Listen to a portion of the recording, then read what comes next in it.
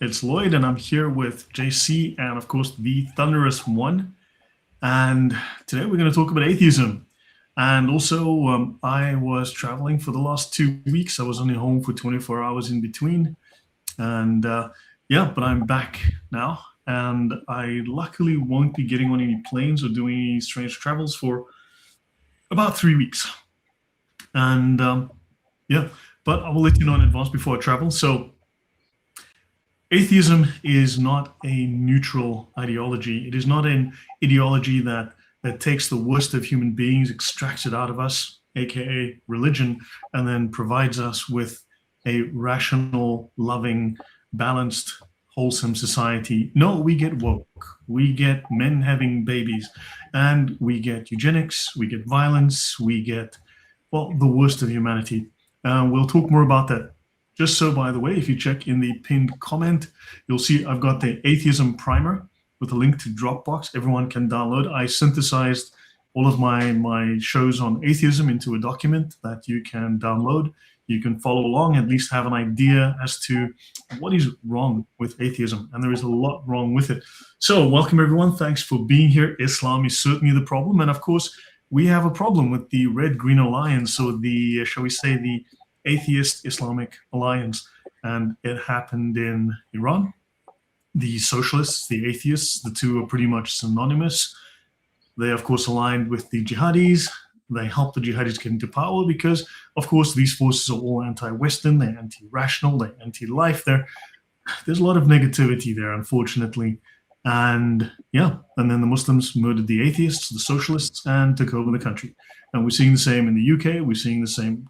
Think about Zach Polanski, the Green Party. Think about what's happening in the US. You're seeing the same kind of alignment, and we're going to see the same kind of disaster if we don't talk about this and, of course, get people to, well, do something about it at a social, political level. So, guys, over to you. Welcome, welcome. So, what are we talking about today, guys, from your perspective?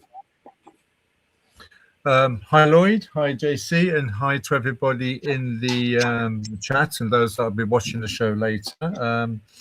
Thank you for being a part of the show. And I think what we're going to be looking at is the influence of atheism is a lot more sinister than what people realize. They probably see it as a subjective, we just want to live our life in a peaceful way without any form of theistic influences. But the reality is you're replacing it with a vacuum, and the vacuum is dangerous. That's probably what we're going to look into. And those who have listened to the show with me on the panel over the few years that I've been partnering with Lloyd will know that even though I've come from an Islamic background and I'd like to think I have a good understanding of Islam, I consider atheism to be the most destructive, dangerous and divisive, toxic and corrosive mindset to have ever been conceived and influenced on mankind. I agree. Yeah. And JC? Well, hello all. And yeah, I totally agree. As I've mentioned sometimes here on the channel, I'm an ex-atheist, and I can see full well how atheism is basically taught to people, and how you can tell that is not true when you actually see the lies and where they actually lead to. So, and like Lloyd, you've started by saying this alliance between Islam and, well, the green, black or green, red alliance is everything is part of the same movement, different. They all have the same goal, just come from different lines of approach. And atheism seems to be the bigger part, because we have all been going to school when we were children, and probably we were indoctrinated not into Islam, but into atheism. And now we're seeing the consequences of it.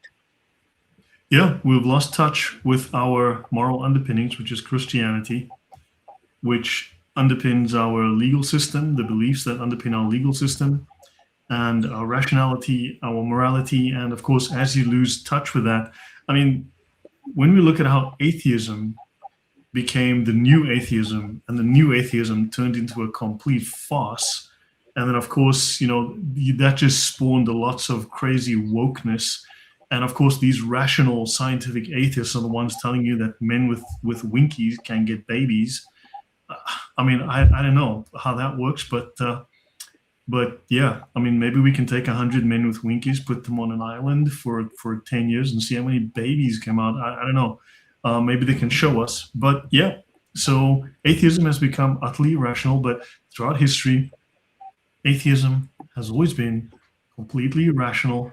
It has always been totalitarian. It has always been an ally of socialism. And it has always been very much oppressive, murderous, violent, and is an integral part of the 20th century, which was the most violent century in human history. So yeah, everyone's back together. Welcome, Just Janice. Yep. So guys, by the way, tomorrow I should be on with Usama, and we're gonna have Hatun Tash, and we're gonna talk about how she discovered 26 different Qurans. We now know there are even more, but she discovered the 26 different Qurans. That was, I think, summer of 2016. I think it's August 2016 that happened, and that's going to be a very interesting discussion. So guys, where do we go next? What's next on this topic? Well, should we have a look at the slides that you have, which tell a little bit about the story, and then we talk about our thoughts on basically how that has led into the mess that we are experiencing, particularly the UK. Okay, yep, sounds like a plan. Okay, so what I'm going to do is I'm just going to show then the summary slides. Guys, exactly the same slides exactly the same notes that I'm going to show you here are available to you as a PDF in the download, to download in the chat. You'll see it pinned, so please download it. And then also these are derived from multiple of my PowerPoints from all the shows, so I merged a whole bunch of them. So yeah, I don't want to go through like 4 or 5 different PowerPoints, so we'll do this and I'll refer to those PowerPoints as needed. So okay, so atheism. Now, atheists, modern atheists, frequently want to define their views, right, in a very particular, very personal manner. So they'll say, for instance, major academic sources, which includes the gold standard, the Stanford Encyclopedia of Philosophy, things like the Cambridge Dictionary of Philosophy and the Routledge Encyclopedia of Philosophy, all. And I have a source where I go through about 85 different major academic sources which define and discuss atheism from the top atheist academics in the world. And they all define atheism as a proposition or a doctrinal position, a set of beliefs, a belief system, asserting that God does not exist, right? It is a belief system asserting that God does not exist. Now, philosophers obviously prefer this metaphysical position because a proposition can be argued as true or false, whereas modern atheists want to claim it's a mere psychological state, a state of a lack of belief. In other words, a state of ignorance. Babies have a lack of belief in whiskey, for instance, which, ignorance is not a state of knowledge, but I thought atheists claim that they have a scientific position of knowledge. But now apparently they've just got the black hole, an empty space, complete lack of actual knowledge, which we're supposed to now respect. So yeah. So guys, your thoughts on that before we continue?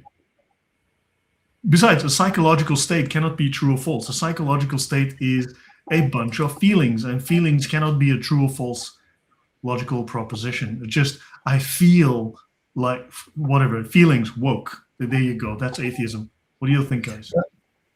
Can I just ask then, when you're looking at the Cambridge, the Routledge, and the Stanford, how many years ago was their definition written? Well, in the set of slides that I have, let me just bring this up actually. Because for me personally, I think that may be how it would sound like the definition came about decades ago. Oh no, certainly. Let me bring up. Yeah.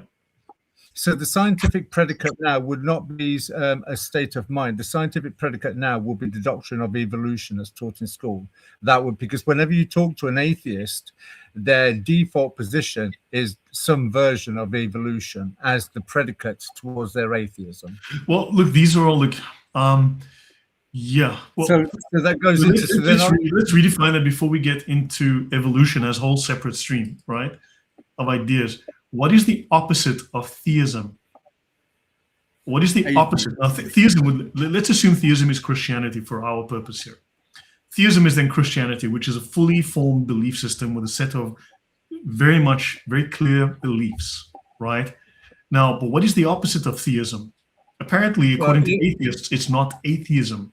So what is, If theism is some form of Christianity, then logic would dictate something that's contrary to Christianity would be antichrist or anti-Christian. Right. So that's what my default position in the way that you're describing it. And if theism, and then if we look at theism, right, something has to have an opposite. And of course, the thing always comes before its opposite, right? So if we have theism, then what is the opposite of theism? And of course, atheists are going to go a complete lack of, that's right. What is theism's contradictory? Well, obviously atheism, but atheists want to claim that they don't have any beliefs whatsoever. Yep, that's very true. I'll say that the definition there, where it says against God, that is the best explanation I've seen for it, because atheism is, look, everything in the universe has an explanation, is a scientific explanation, and the only one statement is not God. We don't know what it is. If there is something we haven't explained yet, don't worry, give us time, and we will figure it out. But it is 100% not God. That is actually what the whole premise of atheism. Either we have figured it out, or when we do, you will see how it is not God. Yeah. How is a lack of knowledge? How is an absence of knowledge? How is a state of ignorance, just an absolute lack of belief, a knowledge claim? How is it something you can build? And then why would we have such detailed philosophical volumes that discuss atheist belief if it's just a simple lack of belief?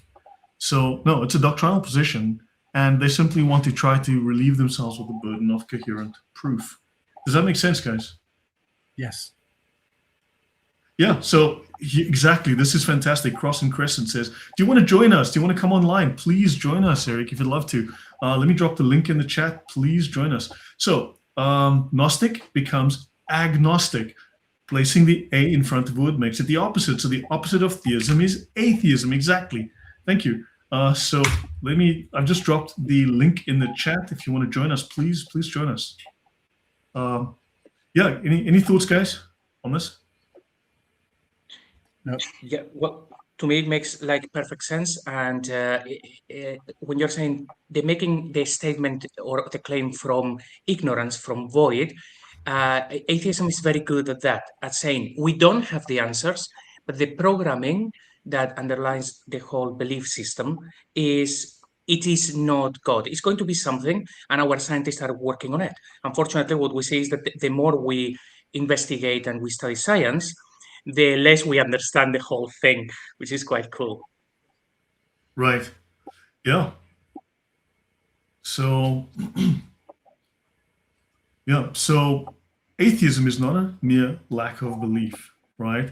In standard philosophy, a simple ignorance or indifference to theological matters does not qualify an adult as an atheist, because even if you go to the history of the early atheists, you had to actively challenge, negate, contradict, and provide an alternative, an opposite to theism. You had to challenge theism as false.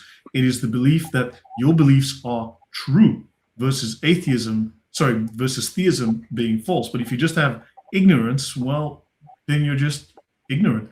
And here's another problem. If I tell you, if you didn't know about something, and now you learn about it, you are told about it, right? You can no longer claim a lack of belief. It is not possible, because now you're aware of it. Now you have to make a choice. And therefore you are choosing actively to reject that thing. You are in denial at the very least. Your thoughts on that, guys? Well, I would have a question. Like historically, Am I right in thinking that everybody in history has always believed in superior deities, either one god or multiple gods? If you went back 1,000 years, people will tell you, I'm a Christian or I'm a Muslim, or I'm this, or this. So the concept of atheism in history didn't really have a place. People believed in something extraordinary or supernatural. So do you know when this term was first coined and started to have a group of people saying, no, we don't believe in anything, everything is nature? I mean, this all started, without getting too complex, you can trace it back to ancient Greeks, but these Greeks were at the very least irrational. When you look at what they believed, if you look at the beliefs they held, I mean, these people were completely irrational. So the ideas go back to the ancient Greeks, and these are actually pagan ideas. So atheism is really just a modern refresh on ancient pagan ideas. Is it not true to say, though, that when you look at the roots of Greeks and atheism, what they were actually doing, they were arguing against the case of how the Greeks understood theology, because they were looking at it from the Greek and the Roman, the Greeks and the Roman perspective of the gods that they had, the pantheon of gods, and the fleshly traits that those gods had. So they were challenging the gods that were in existence at that particular time of their existence when they were writing their atheist points of view, as well, or challenging theism. What they did not realize, and I understand this if I understand it correctly from John Lennox and his book, God and Stephen Hawking, was that the Hebrew scriptures did exactly the same thing by challenging the gods of the Greeks and the surrounding nations. All the Greeks did is eliminate the Hebrew God's rationale and incorporated it as their own rationale and projected almost like a plagiarism to project their atheism rather than the position of the Hebrew God against the pantheon of gods as there was in the Greeks, and then what later on became the pantheon of gods for the Romans.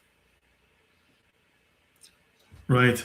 Yeah, I don't remember too much about all the notes because I've got several hundred slides. So hello, Freddie and Ower, welcome. Romans even called Christians as atheists because they rejected the Roman gods. It's always been that atheist meant the ones that regret the gods or reject the gods. Right. Now that's the point. That's the point. It was the rejection of the Greek and the Roman gods, which was predicated on the Hebrew scriptures, but the Greeks didn't use the Hebrew scriptures in their attack on the Roman and Greek gods of that time. Right. Yeah. Now also historical lexicography. So historically, dictionaries have defined atheism as a positive denial.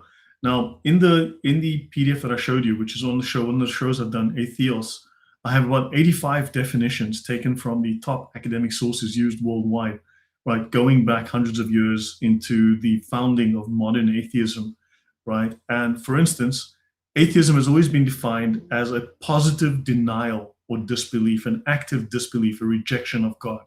So Diderot and the Allenby's Encyclopédie stated that to be charged with atheism, one must have the notion of God and reject it. You look at Samuel Johnson's dictionary in 1755, defined it as the disbelief of a God. And the online etymology dictionary traces the prefix a to the Greek negation, meaning not, rather than an absence. It's not an absence. It's not a psychological state. If you just have a psychological state, you may as well claim you're running on feelings and you are woke. And we know where that's getting us today. Yeah, very true. Yeah, so historical roots and political nature of atheism. So any thoughts from the audience, please put your thoughts in the chat and we can discuss them as well. So modern atheism did not originate from objective scientific inquiry, but it was a socio-political reaction against established authorities. For instance, there was political rebellion. Pre-Enlightenment, science was not the motivator for atheism. Modern European atheism developed as a rebellion against established political and social orders, like the monarchy and the church, and these were theologically legitimized. So to deny God was to deny the king, the state, and all the traditional ties regulating society. And now that we, of course, are loosening and unbinding all the ties that bind us as a society, we see society falling apart, where atheists have secularized the UK, for instance. You're seeing the rise of everything that is, shall we say, unsavory in the world. You see it in the US. You see morals change. For instance, you know what's been crazy? This whole idea, this guy that was stabbed, Austin Metcalf, that was stabbed by a certain gentleman of color, and he only used a small knife, and he only stabbed him once. So therefore, he is innocent. It's a first offense. He only killed one person, and he only killed them once, and he only killed them with a small knife, and it's a first offense. So I mean, Black women have 5 sons, and now that a man has been sentenced to prison for murder, for murdering someone, for stabbing them in the heart, Black women everywhere are thinking, what do we tell our sons? What are we going to do? I mean, this is a travesty of justice. Someone's been sent to jail for murdering someone with a small knife. I mean, this is exactly the crazy position that we're in today, because people have lost sight of religious education, moral grounding that would have, unfortunately, but now you can see this is all very much self-serving philosophy that wants to legitimize murder. What do you guys think? Well, you said actually a very key word in there, which is religious education. I remember when I was in primary school and high school and all of those things, that everyone's favorite class was religious education, because nothing happened. We just got to play. Everybody got 10 top marks. I don't even remember having exams. There was nothing being taught, because the teachers, they were secular teachers. They were there normally for a year or two only in the school, and they would sit down and say, do whatever you want to do. The only things that I knew about anything to do with religion was getting to Christmas and watching the 10 Commandments or a movie like this on TV. So there was no education at all about religion. And it's because obviously the teachers, they already didn't believe in any of it. So now thinking back, it feels incredibly weird that we would have an actual class that is meant to be devoted to religion, which, it could have been just teaching religions of the world, for example, to say, look, so this country has been founded in this belief system, and look, there is this other belief system and this other religion. No, there was basically no class. It was a free hour. Right. Well, don't forget, the UK does teach religions of the world, which involves visiting a mosque and praying to Allah. Whereas it does not involve going to Hindu temples, it does not involve going to any churches, but it does involve going to mosques. Your thoughts on that, Thunderous? I was just thinking to myself there that one has to be careful in schools when they're talking religious education now, because it's not religious education anymore, it's Islamic education. We don't have religious education anymore where you would understand the tenets of the Bible, maybe have morning assembly and such things. As you was talking there about the influences of how society was, I mean, whatever version of Christianity was in Europe at the time, Catholicism, Protestantism, and the various other smaller churches, there was a common denominator in as much that there were certain objective theistic moral values that held repugnant things, or the things that God hated, at bay. It served as a bulwark. But as that bulwark has eroded, seeps inside the things that God hates, because atheism has created a vacuum, so there's no objective value anymore. Everything is just now subjective feelings. An example of this would be, for those that are, say, over the age of 45 and lived in England, would be how language has changed. I mean, we used to use phrases in this country up until about the mid-80s called, like, you're wearing your Sunday best, meaning you were dressed up in smart attire because you're on your way to church, your Sunday best clothing. And then you'd have things like, a child born outside of wedlock was a bastard. It was used as a pejorative because of the illegal roots, as it were, from God's point of view, that have how a child came about. You would also have things like living in sin. Two people living together, not married, was something that was frowned upon in society, living in sin. So there are various phrases that that served as a testimony as to how objectively held together the community was. Atheism has eroded all of those values incrementally as time has moved forward. And the byproduct of that, I mean, you just mentioned a moment ago, Lloyd, about a black woman with 5 children.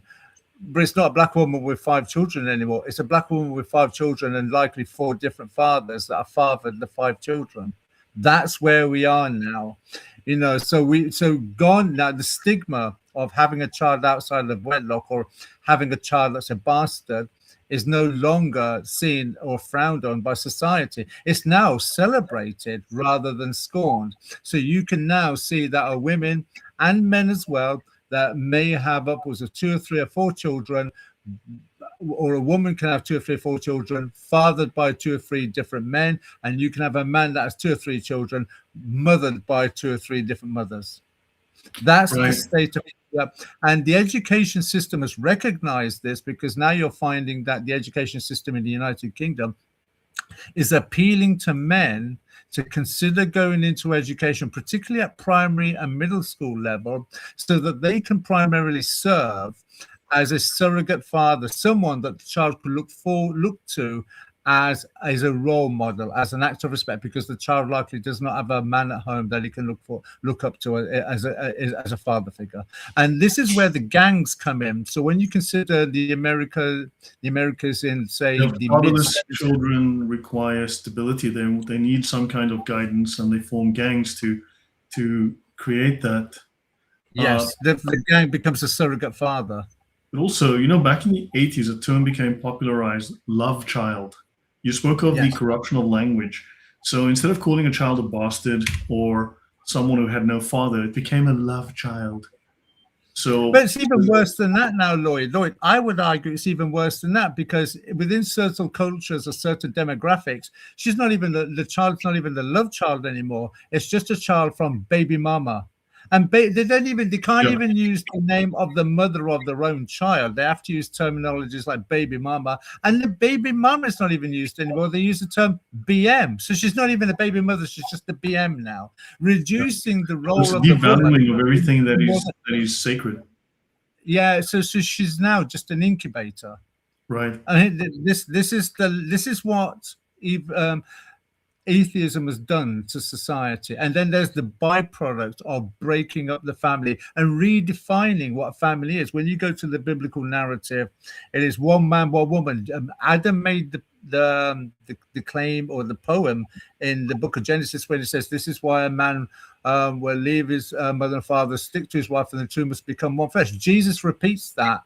So therefore, giving you what the standard of marriage is: one man, one woman, having children. But now, under atheism, a marriage can be defined by whatever you consider a marriage to be. You can have 3 men, as in the case of Canada, where 3 men were in a polyamorous relationship and they wanted to adopt a little girl, which is incidentally what did take place. Fatherlessness is one of the greatest indicators of someone growing up to be a criminal and spending time in prison. But also, if you look at the Fabian Society, they were made up of a number of sexual degenerates who were all part of the Fellowship of the New Life. And the Fellowship of the New Life had all sorts of interesting, and of course, the members of the Fabian Society, they were effectively one and the same organization, because these people were supposedly had a new set of morals, and they were going to perfect themselves and perfect the world through their beliefs. Lots of them were gay or some kind of strange sexual practice, odd sexual practices.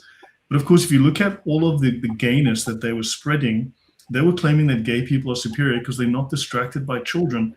But if you look at it, parents have children and they take responsibility. They think about the future of their kids. So they try to build a world where they conserve things, where things move forward with stability. But if you look at the whole emptiness of these people who are childless in that sense, they are simply just chasing orgasms, because there's no plan to have children, or there's not even the ability to do so. And then they end up predating on others' children. So you're changing the morality. The whole fabric of society changes. I mean, there's plenty of these videos going around. I've seen one recently, 2 weeks ago, where you had a bunch of gays in San Francisco saying, "We're coming for your children." I mean, they're still at it. So there's an element here of, and And it's what you're saying there, Lloyd, is they go at it in a very insidious way, because they go at it using certain monikers like diversity, equity, and inclusivity. For instance, drag queen story time. So they're having grown men dressed in sexually provocative clothing, going into primary schools and libraries, having children in their lap, sexualizing children. So the objective theistic moral values, not even Islam will tolerate that, and certainly the Bible wouldn't. Yeah, but atheism allows us, and they call it liberation. When I was a kid at school, at primary school, they introduced sex education, and you had to be 12 or older, I believe it was, to go to sex ed classes. But now sex ed has trickled down even down to kindergarten, and you're literally getting pornographic children's textbooks, which talk about boys, young boys, because it's taught to children who are very young, talking less than 10, very young children, sucking on the winkies of other boys, and lubing their butts because they might need to bend over for the other boy. And you're like, how did this come about? Now I'll tell you this much: it's not the Muslims doing this, and it's not the Christians doing this. It's the atheists doing this. So now you've got this. So you've got an ideology that is antithetical to morality, because these people don't believe in a future. They don't believe in punishment. They don't believe in paradise, and therefore they just are hedonistic and want to get what they can now. Any thoughts from you, Jesse? You've been quiet for a while. Yeah, actually, with the other day, probably a couple of weeks ago, I saw a YouTuber, a lady who had a baby, and she said how her life had changed from before. She said before she had a baby, she was defund the police and all of this very liberal stuff. And she says, now I have a kid. Now I don't want to have homeless people around. I don't want to have my neighborhood with a lot of foreigners. Now I want more police. But before I was in those rallies going defund the police. So it's the change that happens when there is a young generation that you need to provide for, that you need to protect. That's the first thing that they actually removed. There was a movie, I can't remember if it's called Children of Men, I think, something like that, from years ago, on a world where people cannot have kids anymore. There are no children. And I think it's 20 or 30 years later, the whole thing is in chaos. People are no longer merciful. They are not kind. Everything is like civil war. Everyone looks at their young, and then they try to do things to make them be in a better position. And that's something that they have removed over the last couple of generations. When we saw the whole thing with abortion and these topics, which is a whole different topic, of course. But first, they start with, let's let everyone do whatever they want. So, and then it went from that to, actually, we don't have enough people in the country. Let's actually bring people from the third world. So by their fruits, you shall know them. If that was a good policy, very liberal, and it works for the world, you wouldn't have had to be in a position where now we don't have enough people. Now we need to import people who are not compatible with our culture. So you can see by how everything has developed over the last 2 generations. Yeah. By the way, Sandro mentioned here, this is the entrance to the BBC, right? This little statue was at the. Yeah, that's fascinating. And as you know, the BBC has a reputation, shall we say? Yeah, and the thing is, it's the guy that actually did this as well, that did the sculpture. I think he also had intimate relations with his own daughters. That's the reason why there's more significance, rather than just the sculpture. It's the man who did the sculpture that needs to be investigated as well. From what I remember, and I stand to be corrected, he has quite a debauched history with his members of his own family. That is just crazy. That is just sad. So, but that sets the example for the BBC, though, eh? I mean, the BBC has a long history of, shall we say, presenters that are of questionable morality, let's just say, and the reporting on issues of this type is suspect. Can I just comment on what the Villainous is saying? Just Villainous. So just you've made a comment in there. Is the Muslim world really worried about the sexual indoctrination of children? I would say the majority of, because we're all made in God's image, so I would say that the majority of the Muslim world are concerned about these things. But then that's because most of them are living in ignorance as to what they understand about Muhammad and his relationship with Aisha as well. So, which is why they have a lot of cognitive dissonance. But I'm going to play this for a second. I'm just going to zoom in here. And this was on X. And I asked what in the zut is going on here. This is an Islamic party, shall we say. I don't know if it looks... Now, these are all men here, just so you know. These are all men. And I'm going to play this. I'm going to turn down the volume just so you guys can see what's going on here. These are men. There are no women here. Bachabazi. Yep. So yeah. Just so there's some odd things going on in the Islamic world that we need to ask about.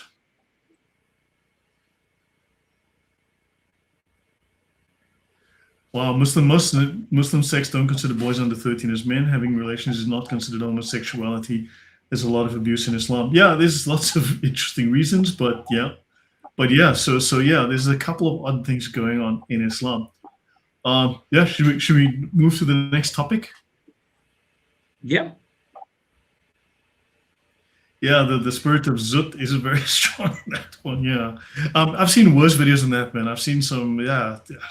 Okay, so humanism and atheism, few people realize, but humanism and atheism are classified as religions. They claim to be replacements to alternatives to superior alternatives to religion, but they actually are classified as religions. And in fact, atheists went to court. They went as high as the Supreme Court to make sure that the law accepted atheism as a religion. So one of the themes in the documents is that secular humanism and scientific atheism functionally and legally do operate as religions. Yeah, Numos makes a good point here. So, for instance, Ludwig Feuerbach deeply influenced Karl Marx and Friedrich Engels, and he wrote, "What yesterday was still religion is no longer such today, and what today is atheism, tomorrow will be religion." So he asserted that human nature itself was the true secret and essence of religion, that you become God. You find that you are God. Do what thou will. So that will be something that we were discussing a couple of weeks ago with reference to Aleister Crowley. Yep. And that would be, then you have Julian Huxley. He openly advocated for, and these are just a few examples. I have dozens of these examples of the founders of modern atheism in Europe and the US, new religion based on evolutionary humanism. And this would redefine divinity and create a secular equivalent to the Christian state of salvation. And that equivalent would be therapy. Therapy is very popular in the US. You'll see ads on YouTube for therapy services. And so we don't do confession. We don't confess our sins. We now go to therapy to wash away our memories rather than cleanse ourselves of our sins. And then John Dewey, he's termed the father of American education. He described humanism as a common faith. And this faith needed to be made explicit, and it needed to be militant, it needed to be aggressive. And he spoke of the teachers in schools as the priests who were forcibly indoctrinating children into the humanist religion, the humanist atheist religion. Then Charles Francis Potter, he founded the first humanist church in New York, and you can even find an atheist Bible that used to be around. And he explicitly called humanism a religion. So it was a modern religion, a scientific religion. Then, I'll pause here. What do you guys think of that so far? Well, that's exactly what, when I look at things like that and I read articles like that, the first thing that comes to my mind is Genesis chapter 3, verses 1 to 5, where Satan had Eve turn around and said to Eve, you can become your own God. You don't need to listen to the God that created you to tell you what's right and wrong. You yourself determine what's right and wrong for yourself. Genesis 3, 1 to 5. Right. That's a fantastic point. That's a very good catch, Thunderous. That is really good. Exactly. You start to listen to your own feelings. Your own. You make yourself the arbiter of right and wrong, and then of course you start to serve your own agenda. And boom, you've got Gnostics, and you've got and then you've got these totalitarian ideologies. MA552 says therapy is built on Carl Jung's consciousness model, and he's a Gnostic. Yeah, he was a crazy Gnostic. He wasn't just a Gnostic, he's more like an occultist. The guy believed that he had a spirit guide or an alien from beyond the planes of existence that was guiding him and talking to him, and he would talk to his alien in the garden, or talk to his guiding spirit in the garden. Now, if I did that, yeah, anyway, back in the day, we would consider that to be slightly abnormal and rather crazy, but now it would probably just be considered the average Democrat. Actually, that actually sounded like he needed to go to therapy.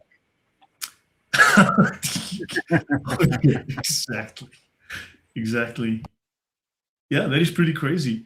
And the US Supreme Court, very few people know that in 1961, in a case called Torcaso versus Watkins, the US Supreme Court ruled, this is not the only court case, but we'll take the Supreme Court one, that theistic religions could not be legally favored over non-theistic ones. And in footnote number 11 of the ruling, Justice Hugo Black listed secular humanism, and he mentions atheism, alongside Buddhism and ethical culture. Ethical culture is just humanism under a new hat, as religions in the United States that do not teach a belief in the existence of God. But even atheism specifically was labeled as a religion. So atheism is a religion for all intents and purposes. Atheists argued until the 1980s, when it was an embarrassing position because they wanted to claim it was scientific and not religious. And then it's like, oops, yeah, let's pretend we never did that. And then they remarketed atheism as a scientific position. There's nothing scientific about it. Yeah. Any thoughts, guys, on that? No comment. Yeah, I'd say something that as well that I have noticed is that somehow we have gone from everybody or most people believing in God to atheism. And then after that, we've had people appearing saying, well, I'm not religious, but I'm spiritual. So there is something out there, there is something grand, but it is not the religion. Religion is, yes, what humans have created to try to explain that, but I can figure it out on my own because I'm that clever. So things have gone in a very weird way of first saying, no, there is no God, to, well, there is certainly something else, and I can actually get there on my own. It feels silly. I think in human history, if you were to the church and said, look, I don't trust you guys, but I think there is something, I think I can figure it out, they will not know what you're talking about because you don't have any foundations. So it's kind of like a weird thing. I think it's religion on their own terms, in my estimation. When people turn around and say, well, I don't have a religion, but I believe there's something out there. It's almost like they, as human beings, we're made in God's image. So we have a sort of like a spiritual dimension to our personality. There's a need of wanting to have something above us that we can look to, that guides us, protects us, loves us, so on and so forth, and gives us the answers to the curiosity that we have in our mind. Some human beings would just turn around and say, rather than deny organized religion as something that they already contempt, it's basically an excuse for them to say, well, I believe there's something out there, but I want it on my own terms. Right. I actually want to find the stuff on Jung. Yeah, hold on, let me see. Maybe this will be it. So dark influences were present in the careers of the two most influential pioneers of psychology, right? You have Jung and Sigmund Freud, and Jung's ideas were heavily influenced by popular German cults, right? So it is from discussions with Philemon, that is Jung's spirit guide, that Jung received his most profound insights about the nature of the human psyche. I mean, what if Jung was talking to Satan? Heck, I don't know. What if he was talking to the angel gibberish, the same one that spoke to Muhammad in the cave, right? So Freud also had an unconscious hostility to the faith, right? And this was because of his preoccupation with the devil, damnation, and the Antichrist. And Fitz, who's one of his biographers, even asked if Freud had made a pact with the devil. And of course, Darwin, Darwin was, of course, very much anti-Christian, and he was an atheist. He was plagued by, in his own words, vomiting, shivering, dying sensations, ringing in his ears, heart palpitations, blurred visions, hysterical crying fits. And so he was a very disturbed individual. But of course, we're not supposed to question any of that because these are perfectly balanced people. But once you look into their actual psychology, these people are messed up and nobody should be taking any advice from them. But they get painted to us as this wonderful picture when actually these are very, very disturbed people. And have you noticed it? Yeah, sorry, go on. So, sorry, I didn't mean to interrupt you there, Lord, but have you noticed something in their date of birth? All these human beings and all the influences, like the books that they've written, which have shaped society today, is something that I made a point of several weeks ago, that they all come about in one moment in history, round about the same sort of time, all writing with a one end game agenda. Attack the God of the Bible, attack the Bible, undermine the faith of those who were observing the narrative of the Bible. It goes back to what your discussion was talking about with Aleister Crowley. He was born around that sort of time. It goes back to the Fabian Society. It goes back to the origin of the species. It goes back to studies in geology. It goes back to eugenics. It goes back to people like Margaret Sanger. She was born around this sort of time. Albert Kinsey. All of these human beings that have shaped the society that we have today, they were either born or their writings come around this particular period of time. Isn't that interesting? Yep. Yeah, I don't think it's a coincidence. I mean, so yeah, he had this force which was not himself. He held conversations in his fantasies. And it was this being that spoke to him like, yeah, thanks, Jung. Maybe you need to get yourself checked in to a mental hospital. Yeah, Freud summarized, you desire your mom, you desire your father, and you're gay. Freud summarized. Yeah, pretty much. And do a lot of coke as well, because Freud loved doing coke. Yeah. You know what's interesting? Darwinism as religion. It's actually interesting. That's by Michael Ruse. So Darwinian theory served as a rival to the Christian worldview from the mid-Victorian period. So yeah, you had just all of this, this religious stuff going on. And so guys, I guess, I mean, what are we deriving from this so far? In that you've got a simple, coherent, moral worldview, which is rooted in biology. They are men and they are women. And we are created to complement each other. We're here to perpetuate the human race. We're here to serve God. We are not ourselves to be God, but we are to be subservient to a higher moral, natural law. Atheism destroyed these ideas. The woke are trying to teach you there's 9 million genders. Somehow, archaeologists can only identify 2 types of skeletons, male and female, oddly enough, but apparently these people can identify 9 million different genders. Not sure how they can do that, but they're trying to pretend that your men and women are divorced. The idea of a man and the idea of a woman is divorced from biology, so that there's no objective foundation for what we see in the world. That everything is purely based in imagination, just like Jung's spirit guide that taught him psychology and explained to him how humans work. I think Jung needs to be thrown in the garbage for that kind of a set of ideas. So yeah, but atheism is a what would you call it? Something that unbinds the glue that has bound us together for thousands of years, because all the ideas that we built Western civilization on, these are the good ideas that ultimately we've discovered work. But once you give up those ideas, all of the problems that those ideas solve all come back. We're going back towards Sodom and Gomorrah. If you look at what happened at the White House just 2 years ago, with all the gays, the trannies, exposing their breasts and sex in all sorts of odd places, and where the laws are made in the US, gay sex videos and all that. You look at that, this is all the kind of thing that's described in the Bible as the debauchery and degeneracy that God detests. Right. I would argue we're in a worse state, Lloyd, than what they were in Sodom and Gomorrah, because to a certain extent, not just in behavioral practices, but geographically as well, because Sodom and Gomorrah was located in one area, What we're talking about now is worldwide. You know, it's in every secular land in the world, and other countries where these sort of things are said to not exist, they happen in isolated pockets anyway. You've just given a demonstration with your videos of what takes place in Afghanistan with the Bachabazi. So these things do take place. I think it's on a bigger scale, and well, it certainly is on a bigger scale, but I think what's taking place is a lot worse, because there are other things that you can throw into the mix as well. So it's not just about the sexual perversions that are taking place today. I would counter argue as well, you can add on in there things like abortion and state-assisted suicide. Those sort of things add up to the it's anti-life. I mean, yes. These days the abortion was supposed to be safe and rare, right? Remember those claims were made back in the 80s, the 90s, the early 2000s.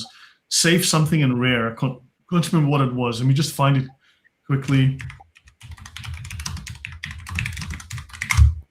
What was the claim? Abortion was to be safe, legal, and rare, right? Abortion was supposed to be safe, legal, and rare. Now, everyone wants to sing their abortion, shout their abortion, write poems about their abortion, deliberately have kids so they can have abortions. You have people videoing their abortions. It's incredibly crazy. And these are people that are deliberately wanting to do these things that are anti-human, anti-life, that are everything that we believe is moral, because they're doing it not because they're trying to bring something better into the world, because they want to destroy what we are. And this is when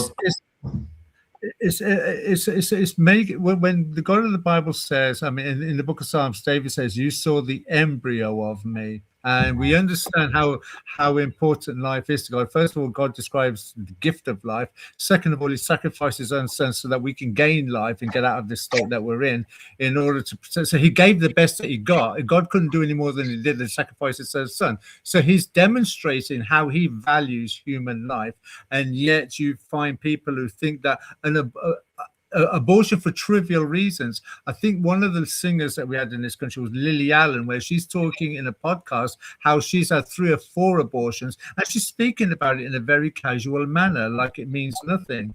And I've got an article that was written where an American psychologist has likened abortion to being no different than child sacrifices of the past, when people were sacrificing gods like Molech or the gods of Dagon and such. Because what they're doing, even if it's for a career, as an example, I'm going to get rid of the child because of a career.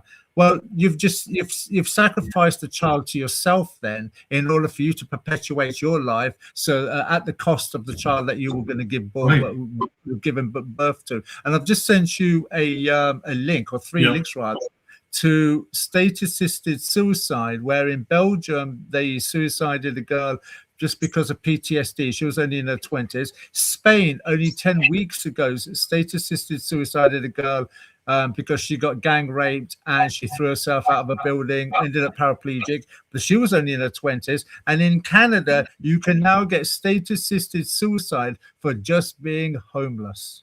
Yeah, this is the value atheism puts on life. This is the value humanists put on life. The Nazis were considered evil, and we went to war because, as part of the ideology, they were doing this kind of thing. It was considered evil, reprehensible, and they needed to be stopped. And now, several countries on the world, Western countries, are making this law.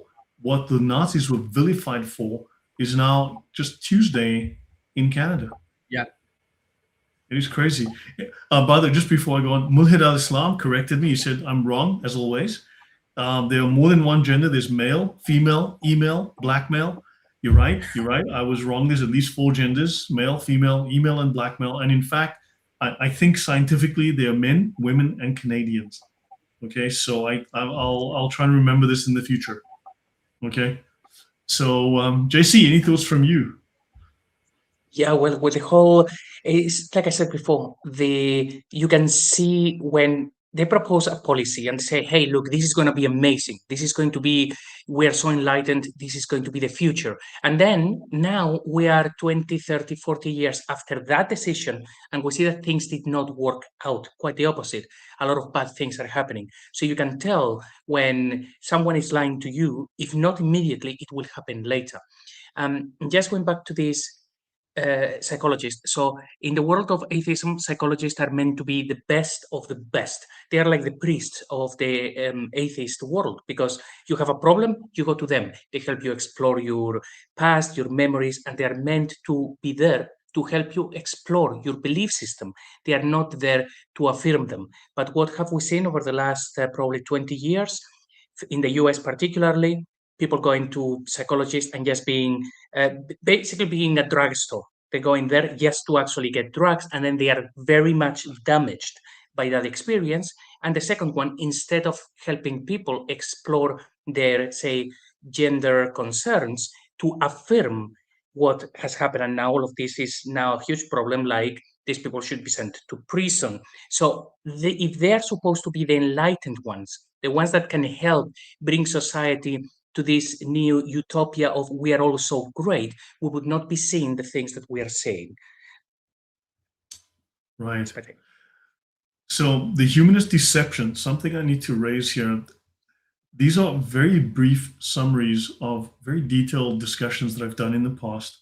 But a humanist writer called Tom Flynn in 1985 outlined a very pragmatic strategy for humanists to publicly deny being a religion, because they'd been a religion now for decades. They'd said, we are a religion, we're a better religion than your religion. And then suddenly it's like, oops, we made a mistake. And they created a new marketing, a new PR campaign to state that they're not a religion, even though legally they are. They fought tooth and nail to be recognized as religions. Their literature, their founders all claim that these atheist ideas are all religions. He said that if humanism is legally recognized as a religion, it is then subject to the same constitutional curbs, which is the separation of church and state that humanists use to restrict conventional churches. That is, to deny Christian ideas, Christian practices within state services like schools. And if they are a religion, then they would be prevented from establishing their worldview in public school classrooms. They could then no longer indoctrinate freely by claiming not to be a religion, except that is a lie. In the US, at the very least, atheism is a religious practice. And thus they created this whole lie. And of course, atheists promote and buy into this lie, probably through ignorance, but they are themselves victims of the Kool-Aid that they've drunk. But either way, they're still damaging the state. They're damaging Western culture. They're damaging Western morals. They are undermining Western society as we know it. Any thoughts on that, guys? Yeah, I can actually bring this back to a similarity that it has with Islam. It becomes dogmatic. So in Islam, one of the problems that we're having here on your channel and mine is when we're saying, hey, the history of Islam is not what we've been told. Muslims don't engage because they take it as dogma that Muhammad existed, that everything happened in the Hijaz, that basically their hadiths are all correct, if convenient, of course. The same thing happens with atheism and humanism. It is dogmatic. They don't defend their beliefs. They simply attack. And I will say something about that later. But you will not see an atheist say, well, let me prove to you evolution or history or anything of the sort, or morality. They just cannot do it. They would go on the attack, and normally it would look something like, yes, but according to you, God destroyed the whole world. So how is that moral? They cannot defend their beliefs, so they just have to throw things. It's dogmatic, and they have zero interest on trying to prove their claims. Their only interest is to say, your claims are wrong, and you have to trust me, brother, I'm right. Right. Chloe Cox asks you, what's the difference between religion and a cult? I don't think the question is really the question. The question is really an attempt to minimize the fact that atheism, we haven't even gotten to the part where atheism is actually incredibly violent and has been at the heart of and at the root of the most violent century in human history, the 20th century, and has undergirded all of these incredibly lethal beliefs, starting with, or not starting with, but certainly looking at the Nazis who believed in all of these atheist-derived ideas. Atheism has spawned lots of incredibly evil ideas. And of course, you have atheistic Satanism as well. So I think the whole point is to try to simply distract onto something else, to tie you up in knots on some other issue, and to minimize what we're talking about here, which is the evil of atheism. So, Lloyd, yeah. before we move on, now that you mentioned this, do you have at hand that statistic, that calculation that you had about how many wars have been fought by basically different religions and then secular countries, by any chance? Yes, I do. I'd need to find it. I have it somewhere. Yeah. Give me 1 sec. I'll get it for you. But we'll get to that. But actually, let me just find that. So data. Okay. So let me just skip forward. So for instance, just as an example, and remember, I have extensive multi-hours of analysis on this.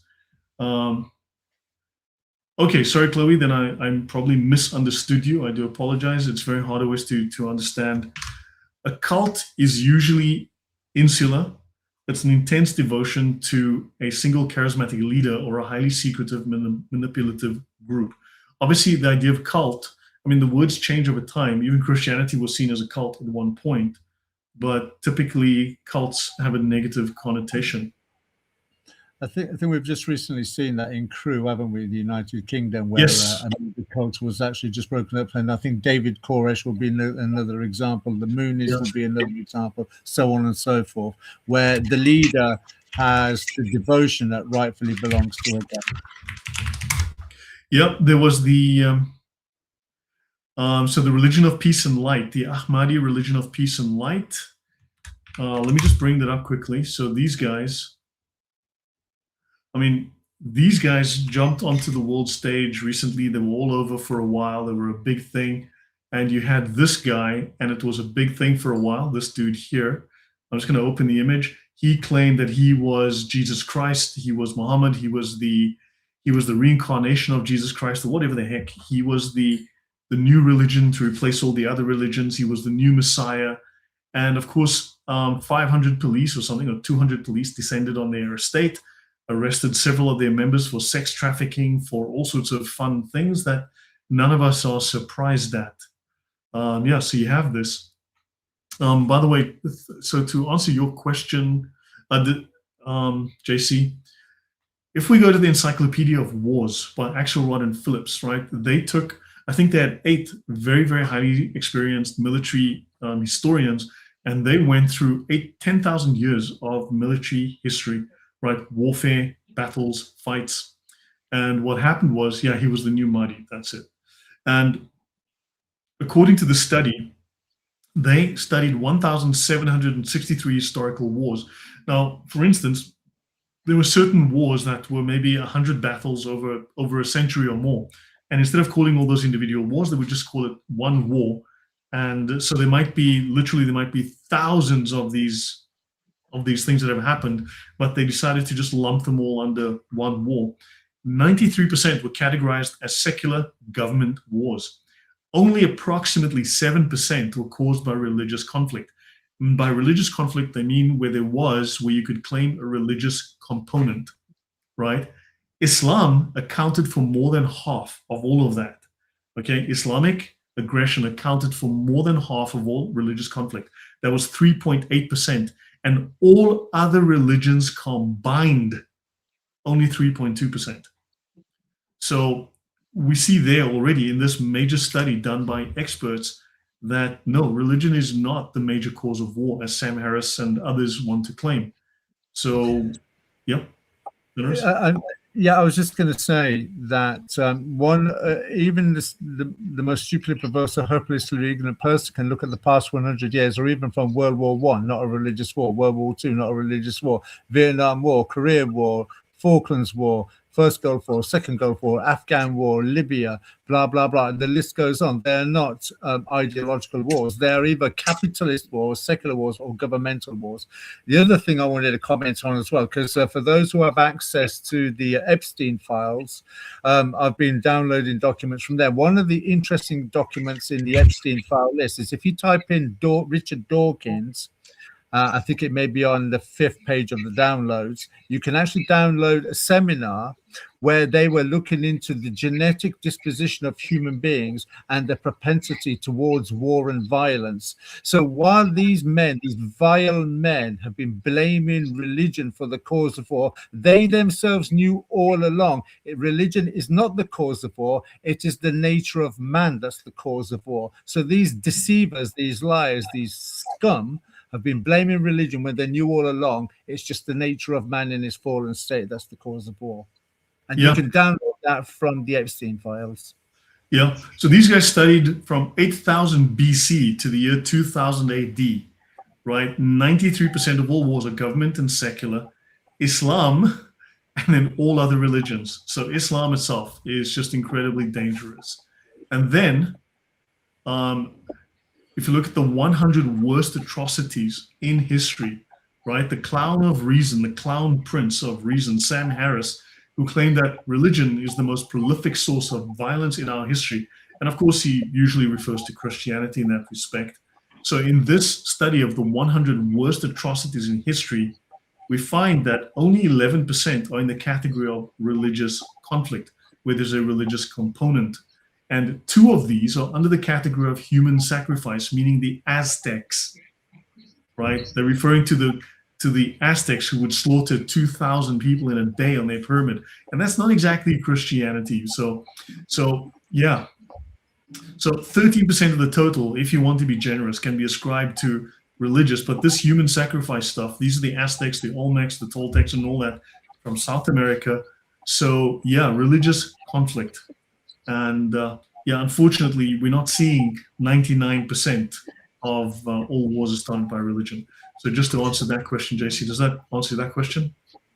Yeah, thank you. And I think it's actually incredibly telling because before, as an atheist, if you had asked me what percentage of wars do you think would have been because of religion, I would have said like 99% would have been religious because that's how the world works, and mostly Christian. And that actually doesn't show the stats. So it is when you see this sort of information that you realize you have experts who should have been telling you exactly what happened, that you can trust them, that you realize that no, they are just pushing an agenda. There is something that they want to tell the public, and they are not based on science, even though you listen to them and it will think that they are 100% science-based and data-based, and that's not the case. No, I mean, they're not. Yeah.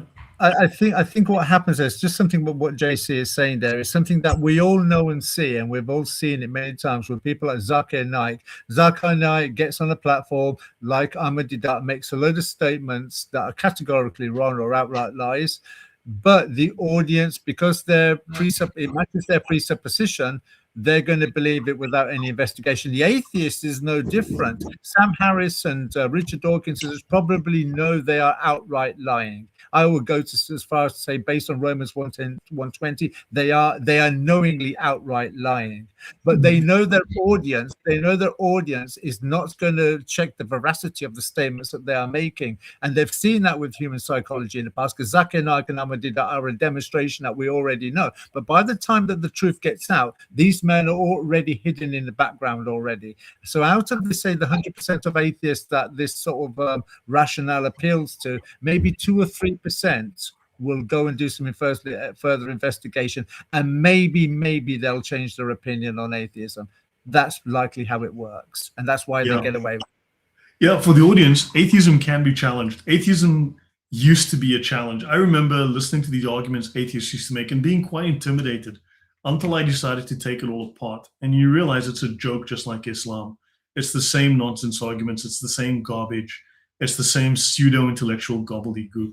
It's no different to Lloyd, we spoke about this years ago. I remember me and you discussing that if you look at Islam and atheism, both of them have only got one target in their sight. That's the biblical narrative. That's clear for anyone to see. But if you notice the rationale and the argument, their arguments are emotional, not logical. They claim to be scientific, but they're not scientific. They claim to be moral, but they are amoral. They claim to be appealing to logic and reason, but there is no logical reason in the rationale they're providing as a counter argument to the biblical narrative. It's exactly the same for both of them, but the foundation that they're coming with is totally different. One's coming with a vile, evil God that can be only described as demonic, and the other one is a godless point of view, but in itself has demonic origins. Yeah. You know what really frustrated me was, I think, when I discovered that atheists claim that they are pushing scientific atheism, that their ideas are scientific. No, this is scientific atheism. Our foundation is scientific. And then I discovered that the most murderous ideology of the 20th century, the communists, the socialists, were also scientific atheists. In fact, Marx was a scientific atheist. So you had Soviet scientific atheism as one example. Under the USSR, scientific atheism was legally promoted as the official worldview to replace traditional Christian religion. And it functioned as a pseudo-religion, complete with an absolute moral code of conduct, regular meetings, and they had the League of Militant Atheists. In other words, like the League of Militant Muslims. I wonder what... Yeah, that's an interesting statement. The absolute moral conduct. Who defines what is absolute? Whatever serves the party, whatever serves the state, whatever serves the further promotion of the socialist state. Jihad is whatever serves the promotion of Islam, whatever pushes Islam forward and diminishes the infidel. So here it is whatever promotes socialist ideas and eliminates its opponents. It's jihad. But if it's absolute, that means it cannot be updated or reconfigured. That's why it's absolute. Okay, if time moves forward and society changed, then you'd have to change the moral conduct to match the society and its proclivities at that time, because society and their worldview changes. So you would have to change the moral conduct or the moral code. We've seen that with atheism. Atheism has changed as time has moved forward as far as their moral outlook is concerned. 50 years ago, atheism didn't have 50 genders. Today, atheism has 50 genders. So time has allowed atheism to adapt to the worldview that it prevails in. It's Gnostic. It adapts. But who defines what the code is? And that's the problem, because if it can be updated, then the absolute doesn't end, does it? Right. It's valuable at any one given time to serve the purpose that it needs. I mean, back to the idea of atrocities under atheism, right? Atheist rulers in the 20th century, looking at Stalin, Mao, Hitler, Lenin, Pol Pot, and others like them, they starved, they tortured, and they murdered upwards of 110 million people. That is in the space of maybe 60 years, right? And in fact, the true number is calculated at something like as high as 280 million people, right? We don't know the exact number, right? Now, Mao Zedong is thought to have murdered something like 60 million of his own people in the pursuit of progress, in the name of atheist progress, right? And these are horrific crimes, mountains of bodies. They starved, they tortured, they murdered, they shot, they buried, right? And there were more people murdered just in a few decades of the 20th century than have been murdered, supposedly, in the name of religion in the prior 2,000 years. Yeah. So the numbers are astronomical. I'll give an example, right? There's an estimated... Now, people will claim that 50 million people died in the Crusades or some garbage like that. Man, there was something like maybe at that time less than 50 million people in all of Europe. So they want to claim that the Crusades literally wiped out everybody on the continent. But yeah, let's just say that's exaggerated. So there's roughly 1 million deaths estimated in the Crusades. And this is over 204 years, okay? And we have maybe, let's be generous now, after all the exaggeration has passed, maybe 3,000 deaths in the Inquisition. It's probably less than that, right? So you're having something like 8 fatalities a year, right? Over now the Inquisition ran for 400 years. You're looking at 6 to 8, 5, maybe 5 to 8 fatalities per year, right? That's one person who maybe died every 6 weeks, I don't know, 7 weeks. Whereas in World War I, 24,000 people a day were killed. 24,000 people a day. 35 million people died in 4 years versus 5 people a year over 400 years. I'd say there's a slight difference of scale here. So atheists were very, very murderous. Your thoughts on that, guys? Well, you know what the atheist will say to that? The atheist will turn and say, well, that's not true atheism. That's not real atheism. Well, that's not my atheism. Isn't that the same as what Muslims say when there's an atrocity? That's not real Islam. That's not my Islam. That's not true Islam. Yep. Yeah, Correct. exactly the Correct. same. And during the Inquisition, fun fact, more people died by cows falling on them than by the actual Inquisition. So these are just things. This is a topic that what is his name? Raymond Ibrahim talks about a lot when people are given one part of history, but they actually ignore like 99% of what was going on. And obviously, he does this particularly in Islam when they say, oh, look what colonizers did. But they are actually ignoring everything else, that everybody was doing the same things and it was a lot worse in other places. All of that is ignored. So they give you information that is going to be in a vacuum that then controls you into thinking, oh my goodness me, my ancestors were horrible. It's like, no, your ancestors were probably peasants and they were being mistreated like everybody else because it was, difficult times. But the picture that atheists give you is a very different one. Is religion is the cause of all evil. Don't believe in God because atheism is great. And then you look at these numbers and say, if you want corpses, go atheist. Yeah, I mean, I just checked now. The number of people killed by donkeys is about 1,200 a year. So if you work out, hang on, let's just work this out. Let's take 1,200 people a year by, let's say, I don't know, let's be generous, 8 people a year killed. So 150 times more people are killed by donkeys than were killed in the Inquisition, right, or in the Crusades. So donkeys are 150 times more deadly than the Inquisition or the Crusades. I think we need to ban donkeys now. Yeah, or send them to prison. We ban donkeys. Let's just ban them. donkeys. Let's ban donkeys. If we can ban X, we can ban donkeys. Someone call Keir Starmer right now to ban donkeys because donkeys are deadly. So yeah. And Sandra says the Inquisition killed 20 million people. Europe's population, 18 million. Exactly. It's exactly the nonsense that you hear. I was wondering, are you going to ban me because I'm hung like a donkey? Does that count? You know, Thunderous, this is a family-friendly show. I cannot believe you said that. Shame on you, Thunderous. Shame on you. Let us now get our minds out of the gutter and move forward and speak about the French Revolutionary Terror. So, the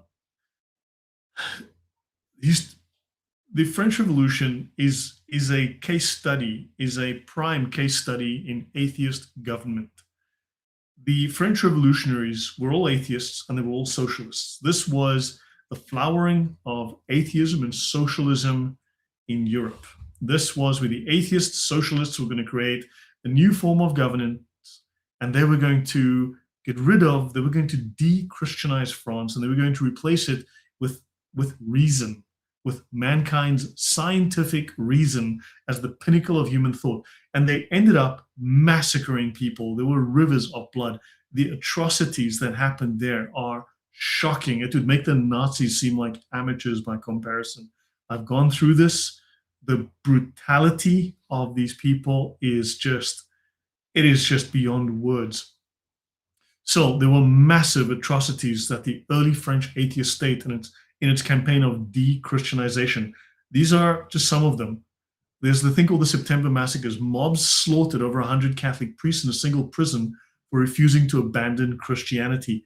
So atheists are going to say, well, people kill in the name of Christ, But yeah, these were atheists murdering in the name and the cause of atheism, because atheists like to say that we don't have a belief, so therefore the belief couldn't kill anyone. Well, these were people who were claiming to be atheists, who were murdering people because they wouldn't convert to atheism. So they were killing for the purposes of bringing the atheist utopia about. So yes, people have murdered people in the cause of atheism. And thousands of priests were killed, as far as I know. The drownings at Nantes. So Jean-Baptiste Carrier executed up to 9,000 people, including priests and nuns and families. He would tie people together, and then naked. He would strip them naked, tie them together, male and female, tie them together, and throw them in the river from a boat. And yeah, he called these Republican marriages. He didn't like Republicans because obviously he was a freaking Democrat, and he sank them. Or he would tie them into boats and sink the boats. He had the Vendée genocide. I have no idea how to pronounce that. Historian Reynold Secher's research is very, very clear on this. The revolutionary government systematically exterminated over 117,000 civilian residents. That's 14% of the region's population, to wipe out a population that refused to give up their religion. So this was, of course, they were doing atheism wrong. I have no doubt about that. But yes, it's just disgusting. Your thoughts, guys? Yeah, they were very clearly not very religious people. But yeah, we are also taught, like at the school, that it was a glorious revolution. It was phenomenal, and it had to happen, and it has paved the world to what it is now. They don't really tell us that this thing was a massacre. The likes the world pretty much had never seen before to their own people. Normally, these sort of things you would see when a country is going to conquer another country, but this was being done to their own people because of their belief systems, which, you know, when then you roll forward to the 21st century and see things heading in the direction of violence, you can see that it is always an ideology, but the ideology that is at the receiving end, they happen to be the evil Christians who are getting, you know, the sword by the atheists. Interesting. Yeah, no, these scientific socialists were murdering people for not giving up religion. And atheists seem to want to constantly say, no, no, no, that's not proper atheism. I mean, these are all atheists who claim to do things in the name of atheism, and they were proper atheists. And today's atheists feign ignorance to deny themselves any culpability in the fact that their philosophy, maybe it, you know, it doesn't have, if it's just a lack of belief, then it provides no positive values, right? But also it dissolves and removes all of those Christian ideas and all those laws based on Christian morality, like the Ten Commandments and natural law, that would have prevented all of these atrocities. Exactly. And that's where Yes, one final comment, which is that actually atheism is the religion of peace. Oh, yes, you're right. Sorry, Thundros. No, I was just going to say that it speaks volumes about the psyche of the people that want to get involved in atheism and want to commit these atrocities, because with objective theistic moral values, even if you have an inclination or a predisposition to do wrong, your relationship with your creator is going to give you that boundary to stop you doing what your inclination is. We all have inclinations to do things that are wrong, but it's our relationship with our creator that stops us from doing those things. Yet when you remove that objective theistic moral value, you're given license to basically to go with what the flesh wants you to do. I have to ask the question, what kind of conscience guilt did they feel after committing the atrocities? Did they walk away with any guilt with doing these things? Because it wasn't just a case of murder. Tying people together and drowning them or throwing them onto barges and sinking the barges is a kind of depravity that where there must have been some kind of relish and joy in the way that you were killing these people.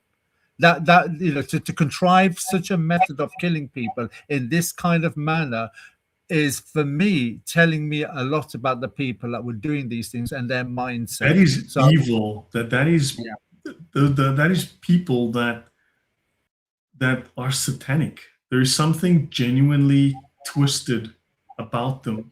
So this is not.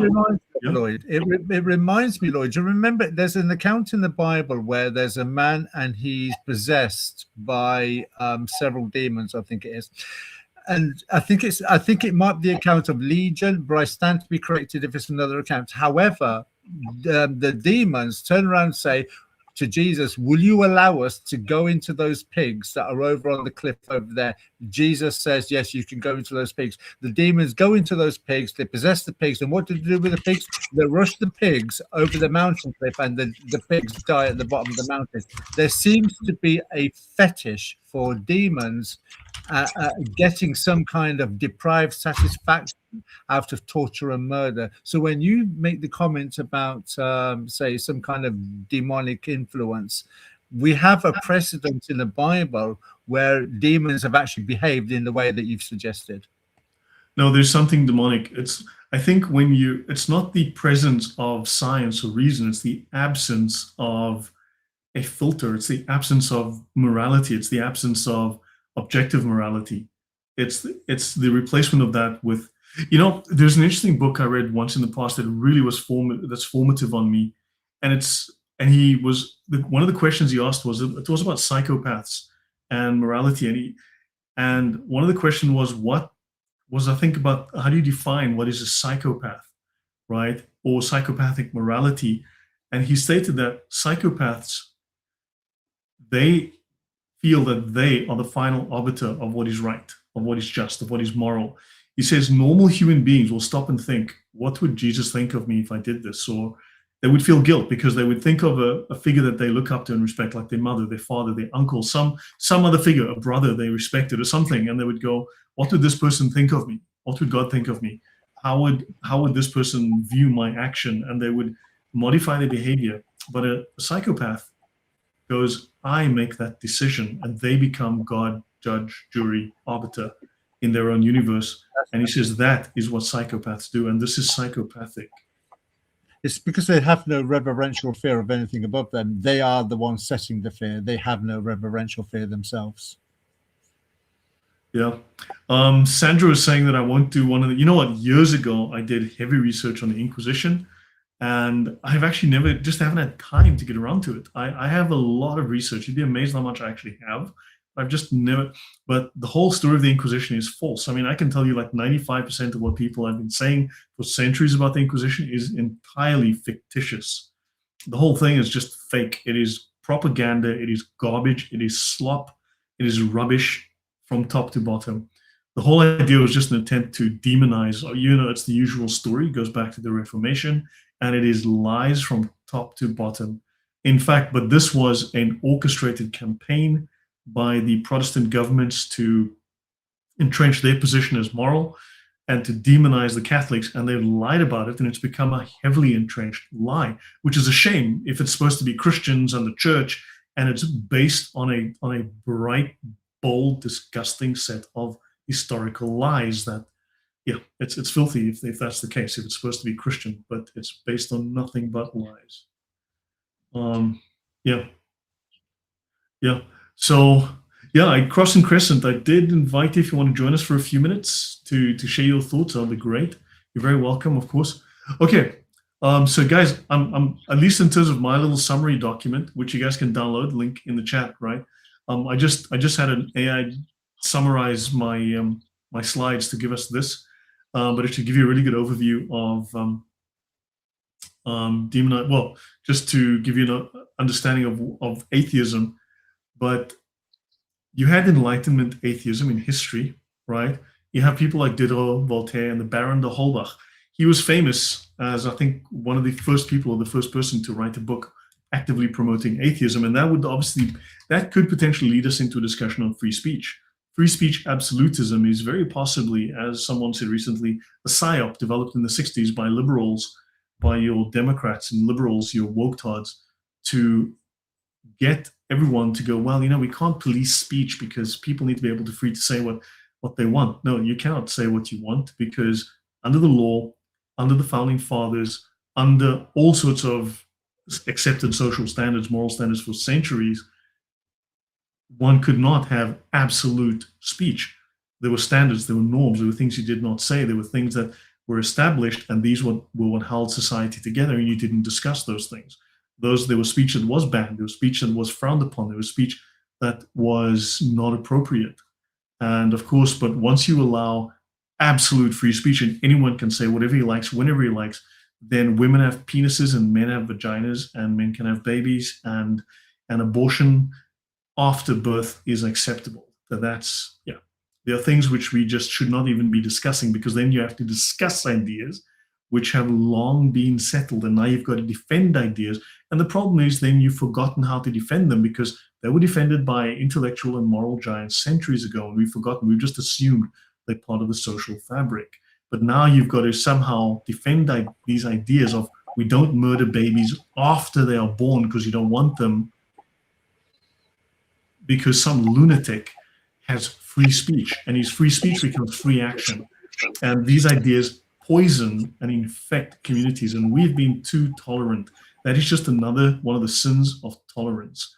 And there are certain things that should not be said. There are certain ideas which we should know, no, we don't allow this, we don't discuss this, we don't promote this. Imagine some twat wants to discuss Nazism as a valid idea because free speech. Well, fuck that guy, because we know that's a bad idea. There's a lot of bad ideas, and we should not even be tolerating these ideas. We know what are good ideas, we know what are bad ideas. Socialism is a bad idea, if that one as well. Your guys' thoughts on that before I go on? Two things. One is the fact that we're having the discussion in the first place of the things that we've brought up today. It's hard to imagine, say 50, 100 years ago, if we could go back in time, and that's to the people that are listening in the chat as well, that for many of us, maybe, particularly myself, who's 58, when I was in my teens, I would never have conceived of a world where these kind of discussions would have been taking place. It was beyond the realms of my thinking and my imagination. And it is a byproduct of atheism that we're actually having to have these discussions now. And they're not sort of like side discussions, covert discussions, and discussions happening in small groups. These are local, national, and international discussions. They're normal discussions now that are happening on mainstream media. That's how far into depravity we've become. But just going by another thing that you were just saying there, Lloyd, all of this that we're discussing does serve an absolute purpose, though. And it serves the purpose of Daniel 2:44 and why we need it. The independence that man has had from God, every known, contrived, possible form of government in opposition to God has been tried and tested. There's an interesting movie called Strange Days with Ralph Fiennes. One of the characters actually makes a comment in there about all the governments that mankind has ever had have all failed. Joe Rogan, in a recent conversation, was speaking to someone, I forget who it was, and Joe Rogan himself said, "We've tried it all, mate. We've tried all these governments and they've all failed. We can't seem to get it right." And for those that are in their 50s like I am, I've not seen the world get better as a result of man-made rule. I've seen things get worse, and I've never known things. So this, for me, I don't know how it works for everybody else, but for me personally, it vindicates God's name again. It proves why we need. So I look at it in a positive sense. I look at it from the point of view of, this is why we need God's government, because when you don't have objective theistic moral values, and when you don't have a government run by God, this is the world you inherit. Right. JC, your thoughts on this? You've been quiet for a while. Yeah, the most surprising thing of this material and the discussions that you have is about a lot of the people that you show. Once you actually show what they were like, one with have a brain would know that you have to steer clear of those people. But when I was at the school, these people were venerated. We were told that these people were the best of the best, and how we got where we are because of them. And for example, we didn't get to Karl Marx, so that's not someone that they discussed. They just at the school, they just pretty much ignored him. But that is what has happened in the next generation. It's like everything started maybe 3 generations ago, first with like Darwin, and saying what a phenomenal guy he was. And then actually, once you read into his life, you realize that he was a little bit of demon possessed. That is one generation. In the next generation, they get the next awful guys and they make them into heroes. And now here we are, they're making people like Marx or even Lenin as heroes. And it's like, why don't you go and speak to the Poles? I mean, you live in Poland, and they tried living under Soviet control for a long time. And the moment that they got out of it, is they couldn't be any more Christians. So they have actually experienced, against their will, what happens when you follow these ideologies. And thanks God that they have actually said, no, no, no, we have to be as Christian as possible, and they will have to reconquer Europe at one point. But see, they have told us that these people were the best of the best. They shouldn't have done that. I think the world has a lot to unlearn. When you look at these people, you're going to find that these people are just degenerates. Yeah. So guys, should we just end off here with these last items I've got here? Sure. Yes. Enlightenment atheism defined itself in violent opposition to the church and the state, and its goal was to establish a utopian state focused on man. And it was going to bring reason and science to the table, and it turned lethal, and it had to be replaced because it failed. So yeah, real socialism hasn't been tried, except then when it was tried and it failed. Marxism, Leninism. You had Karl Marx, you had Friedrich Engels, you had V.I. Lenin, and a bunch of other influential figures. They claim that atheism is an absolute inseparable foundation of scientific socialism. So you needed scientific atheism to support scientific socialism, because it's science, don't you know? And science never fails. And they reduced history to material conditions and class struggle. And they ended up influencing the 20th century in such a way that it became the most murderous, violent century in human history, and impoverished all of Africa. Africa is poor because of two things: corruption, because Black culture is corrupt, and two, Marxism. Actually, I actually finished last year, about a year ago, I finished the talk on Marxism in Africa, how it destroyed Africa. I actually do need to talk about that, so let me get around to that very soon. Secular humanism. You have John Dewey, Julian Huxley, Paul Kurtz, right? As some names, just a handful of many, many names. This operates functionally as a non-theistic religion. So basically, it is Christianity with all the theological aspects stripped right out. They're trying to copy it. It's a dead copy of Christianity with all of the functional living aspects stripped right out of it. So they want to retain Christian moral values while exalting human reason. In other words, human preference. In other words, human opinion. And they eliminate God, and they make man God. Man becomes the decider, and you have Adam and Eve all over again. And of course, then you have everyone deciding what gender they are. Your thoughts on this, guys, before I go on? It's like, there's a certain irony, isn't there, that they live by a moral code. It's found in a book inspired by God that they deny exists. So they have to plagiarize, steal, cut and paste, borrow, or graft the morality from a God that they challenge exists. There's a certain irony there. And I think what's also interesting as well is that you're noticing that that certain people that once advocated for atheism in a very vocal way, in a very popular way, Aya Ali Hirsi being one of them, who's Ayaan Hirsi Ali.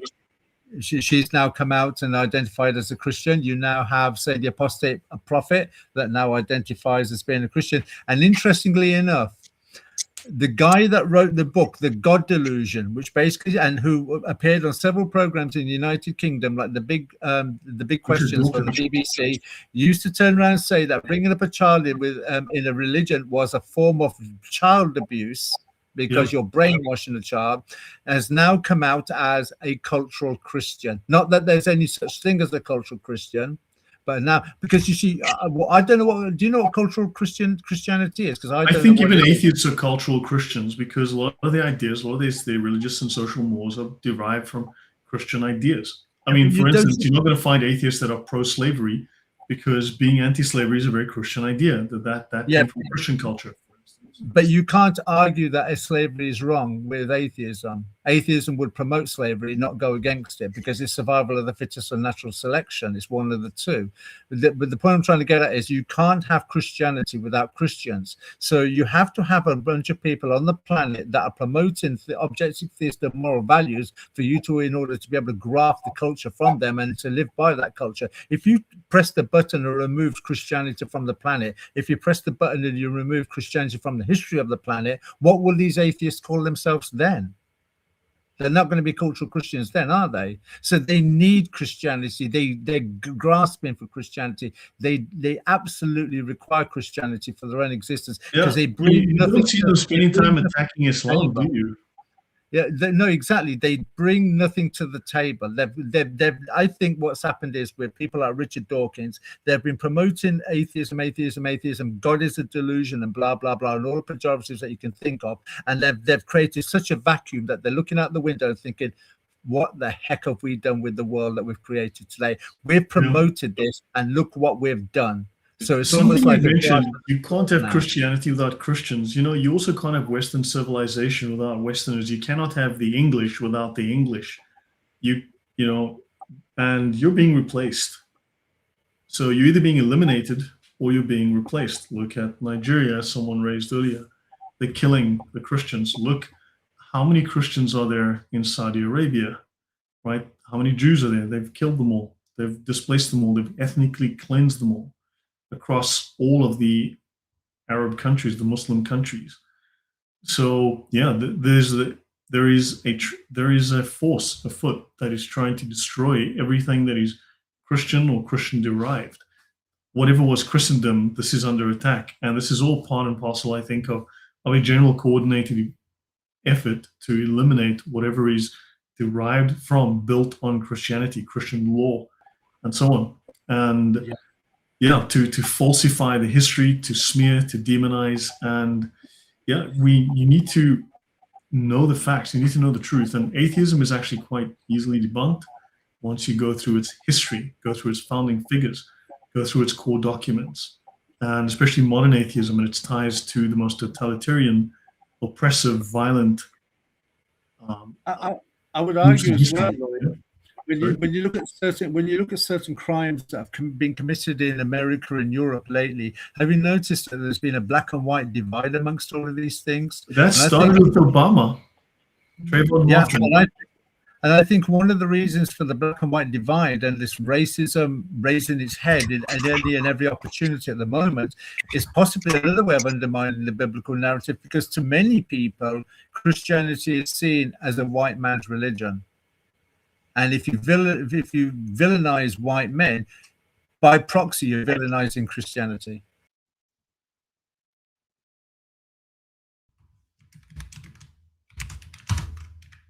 And actually, probably more as well, because, well, according to the Hadith, Muhammad was a lot whiter than Jesus. But never mind, he didn't exist. But yeah, the thing is, what you said before, which is you cannot have Christian values without Christians. That is absolutely spot on. And but an atheist doesn't see that, because he's been told that basically basically it works like this: God doesn't exist. Therefore, the 10 Commandments, they are not by God. They are by very clever people. And then the 10 Commandments, they are good, and they are about people because we created them. But guess what? Now we can change them because we created them before. So now we can add to them and change and evolve. And then look at the state of Europe right now. So it's like a trap. An atheist would never accept that morality comes from God. I know, because I was there. It will always be like, no, but I can just sit down and reason, and I will treat people the way I want to be treated, and that is morality. It's like you're basically in a loop. You cannot get out of it. Everything is human, and we can decide for ourselves. And every time that is done, well, bad things happen. Yeah, Christianity is, I think, Islam is starting to have a problem, like the Islamic dilemma. And all these Qurans and all these things we're learning, Islam is on the ropes. I mean, certainly, look, I'm not saying they're not a threat, but there are cracks appearing. I just want to mention, I mean, back in the 80s, the 90s, there were no black-white divides like there are today. Woke has only made things worse, right? Who remembers Rocky and Apollo Creed? He beats Apollo Creed. Apollo Creed respects him. He becomes his friend. He becomes his trainer. He helps him.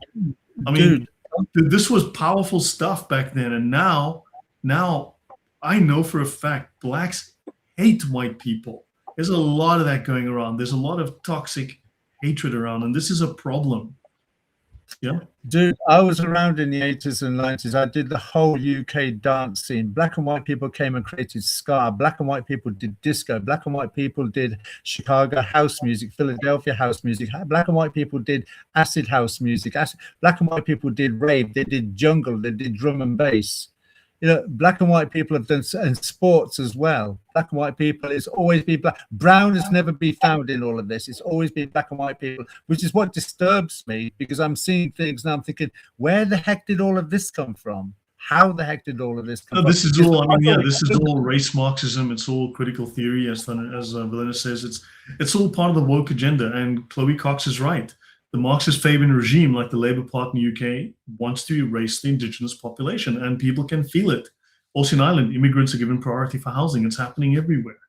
And the pushback, people are starting to learn about this, and they're starting to push back. And we need to learn about the threats. And the more we learn about Islam and atheism and associated socialism, because the Labour is a socialist party, you need to understand that these people are anti-life, they're anti-Christian. UK was the country, the Christian country that abolished slavery. You have a lot to be proud for. In fact, I should do a talk called The Case for Colonization. Colonization was one of the best things that ever happened to the rest of the world. And to be honest, apartheid, there are good reasons for that in South Africa, right? And you're learning it right now as young boys are being stabbed for no reason by people of melanin, right? You're starting to learn why there was apartheid. As you see tribal race wars flaring up, as you learn about things like, you learn that the Muslim grooming gang scandal is actually the Muslim rape gang scandal. Actually, it's not just that, it's actually the Muslim child sex trafficking scandal. Actually, no, it's the Muslim Pakistani child international sex trafficking scandal that would put Epstein to shame. As you learn about these things, as these things are going to come out, you're going to realize why apartheid was such a great idea in many ways. And so I know that's controversial, but really, I am sick and tired of people misrepresenting apartheid. And there were certainly reasons, because when you have violent, uncontrolled, hateful ideologies infecting people that don't want to develop, don't want to grow, don't want to achieve, then you have what the West is seeing today. South Africa was a test case for this. And they succeeded, and now they're taking that same idea and they're pushing it on the rest of the world. So thank you, Chloe. Yes, Hut and Touch tomorrow with Thunderous, and hopefully, with Sama. Let's just finish here. Then, of course, you have Darwinism and social Darwinism, right? You had Charles Darwin, Ernst Haeckel, Herbert Spencer, and others. And don't forget, every one of Darwin's kids was involved in the eugenics movement. They were all eugenicists. People who claim Darwin wasn't in the eugenics, bullshit. The man was a serious eugenicist. His entire family headed up the eugenics movement. So he created a materialist paradigm that removed final causes from nature. So they devalued human life by normalizing the ruthless survival of the fittest, because they believed that warfare, starvation, famine, and other means of getting rid of people basically cleansed the human race of its weakest, ugliest, least desirable stock and left you with only the best. So therefore, going out and genociding people was good, because it helped the human race get better. And so this provided biological justification for 20th century eugenics, racism, and certain atrocities. And then finally, we have atheistic Satanism. You have Anton LaVey as an example, and even guys like Crowley, who made the same claims, supposedly that Satan was an amoral metaphor for self-interest, for the self. There was no actual Satan, you. It was all about you finding your own path, right? And so basically, and they all promoted Enlightenment values. The Enlightenment is really just Satanism with one step less. So guys, I think we can sort of end here. What do you guys think? So